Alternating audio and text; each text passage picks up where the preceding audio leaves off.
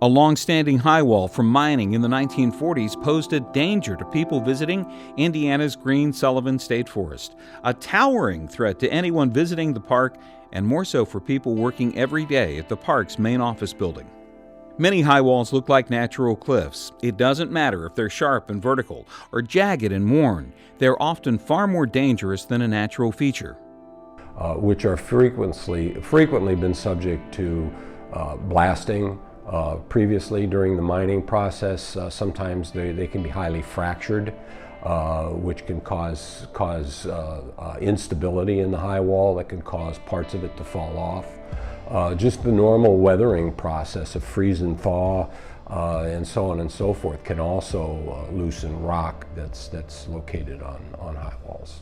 In this case, the high wall was about 3,800 feet long, the equivalent of about 12 football fields, standing 10 to 50 feet high, and it put anyone driving on a nearby state road at risk. And typical of many high walls, this one was near a body of water, so anyone fishing on Narrow Lake was also subject to danger. To remedy the problem, project managers used geomorphic design to lower the cliff, then graded and vegetated the area so it is now resistant to erosion. At the same time, the state improved visitor access to Narrow Lake, which was reconfigured and combined with Beaver Dam Lake.